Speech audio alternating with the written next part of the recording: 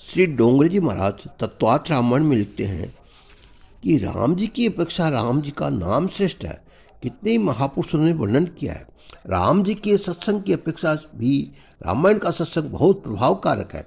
परमात्मा प्रत्यक्ष विराज है, फिर भी जो काम परमात्मा स्वयं नहीं कर सकते वह काम परमात्मा का नाम करता है। राम नाम से पत्थर तेरा और राम जी के हाथ से छोड़ा हुआ पत्थर डूबा। कितने जीव ऐसे होते हैं कि राम जी के दर्शन से भी सुधरते नहीं। रावण को राम जी के दर्शन नहीं है, परंतु वह कहाँ सुधरा। रावण राम जी के दर्शन करता है, फिर भी हाथ में धनुष बाण लेकर राम जी के साथ युद्ध करने को तैयार हुआ। अरे युद्ध करता है। योग्य तो ये था कि राम जी के दर्शन करने के बाद रावण धनुष बाण फेंक देता, राम जी के शरण में आ जाता, राम जी के चरणों में माथा झुकाता। परंतु रावण ऐसा दुष्ट है कि राम जी के दर्शन से भी उसका जीवन सुधरा नहीं। द्वारिकानाथ के दर्शन दुर्योधन को हुए, परंतु दुर्योधन का सुधरा नहीं। परमात्मा श्री कृष्ण कृपा करके उसके घर पधारे और उसे समझाने लगे। प्रत्यक्ष परमात्मा उसको समझाते हैं, फिर भी यह सुधरता नहीं। श्री कृष्ण को वह सम्मुख जवाब देते हैं। इससे प्रतीत होता है कि कितने जीव ऐसे होते हैं जिनको भगवान भी नहीं सुधार सकते। भगवान जब सजा देते हैं तभी यह सुधरता है। ऐसे जीवों का ईश्वर सजा करते हैं, मारते हैं। जो काम राम दर्शन से भी नहीं होता वह रामायण के सत्संग से होता है। राम जी रावण को सुधार सके नहीं, परंतु रावण रामायण का सत्संग करता, रामायण की कथा सुनता, राम नाम का जप करता तो अवश्य सुधर जाता। रावण तो मर गया, दुर्योधन भी मर गया, परंतु इस कलयुग में रावण का दुर्योधन का वंश बहुत बढ़ गया है। अरे रावण दुर्योधन के क्या दो चार सिंह थे, ये भी अपने जैसे ही थे।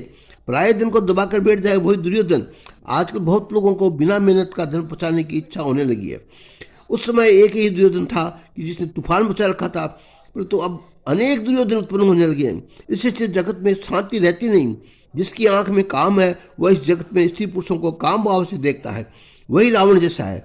मार्ग चलती स्त्री को जिसका मन फंसे, किसी के सौंदर्य में जिसका मन लुभाए, पर स्त्री को चिंतन करे, वह रावण जैसा ही है। जो मन में बहुत पाप करे वह रावण जैसा ही है। रावण ब्राह्मण था, ऋषि के वंश में उसका जन्म हुआ था। इसके उपरांत भी उसकी गिनती राक्षसों में हुई। बहुत से लोग तो रावण ब्राह्मण था इस बात को भी जानते नहीं है। रावण अर्थात दुष्ट राक्षस जो आंख में काम भाव रखता था, जो जगत को काम भाव से देखता था, वह ब्राह्मण हो अथवा क्षत्रिय हो राक्षस जैसा है। तुम आंखों में जिसको रखते हो, आंख में श्री राम को रखो, श्री कृष्ण को रखो, आंख में परमात्मा को रखो, प्रेम को रखो, काम भाव मत रखो। काम जिसका स्पर्श करता है वो अपने स्वभाव से नीचे गिरता है, उसका पतन होता है। शास्त्र में तो ऐसा लिखा है कि काम सुख सदा कदाचित न भोगे, परंतु मन में काम आवे फिर आंख में काम आवे तो उससे भी जीव का पतन होता है। काम का हृदय से स्पर्श हुआ तो उसी क्षण शक्ति का नाश होता है। ये आंख दीपक है। तुम्हारी आंख रूपी प्रकाश में फूटा करकट देखते हो कि राम जी को देखते हो। तुम आंख किसको देते हो? तुमको जगत को आंख किस भाव से देते हो? जिसे आंख देते हो वह तुम्हारे मन में अंदर आता है। ज्ञानी पुरुष जगत को उपेक्षा भाव से देखते हैं, अपेक्षाकृत दृष्टि परमात्मा में ही रखते हैं। जगत को अपेक्षा भाव से देखो, अपेक्षा भाव दृष्टि परमात्मा के स्वरूप में रखो। भक्ति में आंख मुख्य है। आंख सुधरने के बाद ही भक्ति यहीं आरंभ होता है। जिसको स्त्री में सौंदर्य दिखता है, जिसको पुरुष सुंदर लगता है, वह क्यों अब भगवान की भक्ति करता? अरे वह तो संसार की भक्ति करता है। आंख न बिगड़े तब तक मन नहीं बिगड़ता। रावण की आंख बिगड़ी, रावण का मन बिगड़ा, रावण की वाणी बिगड़ी, रावण का समझ जीवन बिगड़ गया। अधिक तो क्या कहूँ, हजारों वर्ष हो गए रावण का नाम ही बिगड़ गया।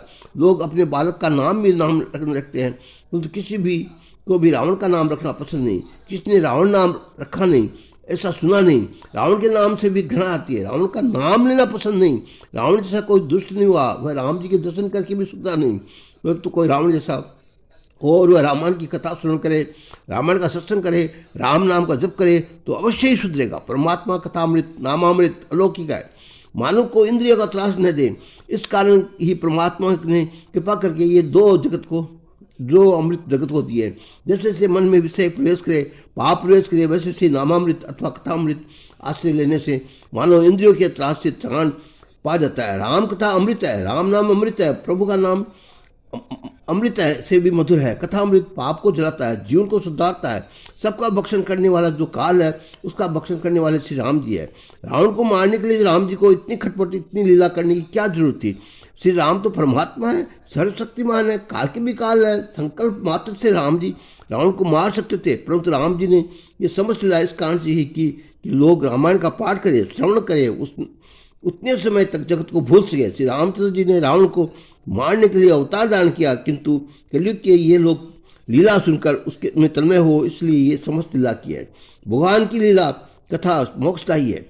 अवतार दशा में भगवान बहुत जीवों का उद्धार करते हैं, तो अनावतार दशा में अर्थात जो परमात्मा प्रत्यक्ष भी रास्ते नहीं है, उसमें श्री राम कथा अनेक जीवों को प्रभु को मार्ग बताती है और अनेक जीवों का कल्याण करती है। कितने ही लोग रोज मंदिर में जाकर दर्शन करते हैं और बाहर आ जाकर पाप भी करते हैं।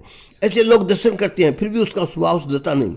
मानव का व्यवहार जब तक शुद्ध होता नहीं तब तक उसे भक्ति में आनंद आता नहीं।